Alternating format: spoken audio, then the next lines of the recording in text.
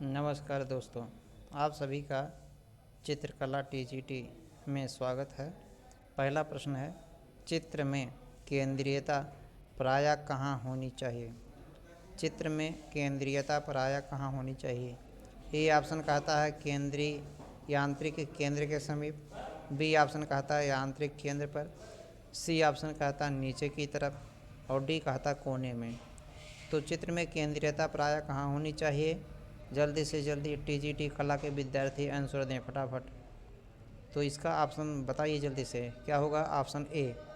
Option A होगा, यांत्रिक केंद्र के समीप होगा। चित्रकला में केंद्रीयता प्रायः कहाँ होनी चाहिए? यांत्रिक केंद्र के समीप होनी चाहिए। दूसरा प्रश्न, दूसरे प्रश्न की ओर हम चलते हैं।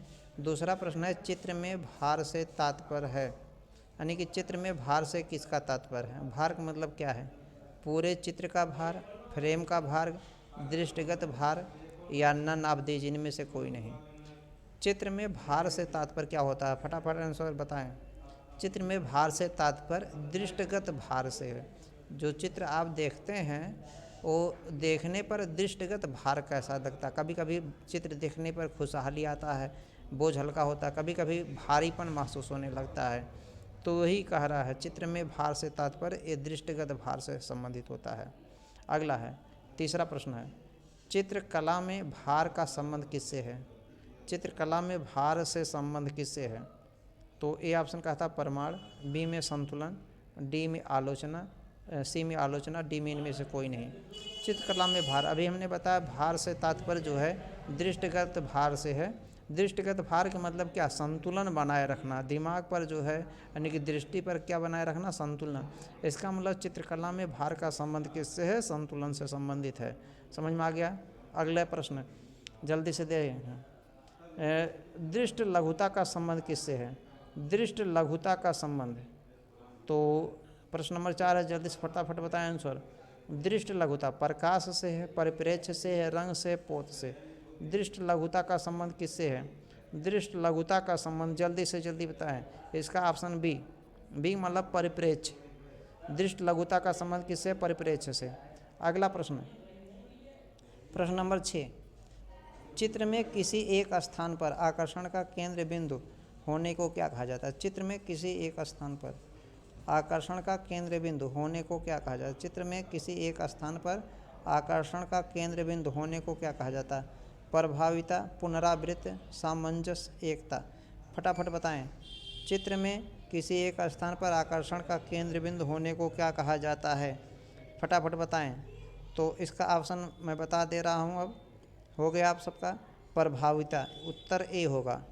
5 का आंसर क्या होगा? ए, प्रभाविता। प्रभाविता। क्लियर हो गया? अगला प्रश्न, क्वेश्चन नंबर 6 की तरफ चलते हैं। द्विआयामी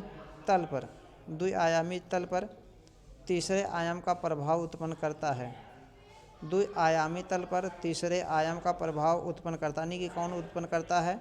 ए ऑप्शन कहता परिप्रेक्ष्य, बी कहता संतुलन, सी कहता अंतराल, डी कहता सामंजस्य। तो कौन उत्तर है? द्विआयामी तल पर तीसरे आयाम का प्रभाव कौन उत्पन्न करता? परिप्रेक्ष्य। क्लियर हो गया? क्वेश्चन नंबर हम 7 की तरफ चलते हैं। क्वेश्चन नंबर 7, क्वेश्चन नंबर 7 क्या कहता है? क्वेश्चन नंबर 7 है, संयोजन के सिद्धांतों के अंतर्गत संयोजन के सिद्धांतों के अंतर्गत कौन सा तत्व नहीं होता है?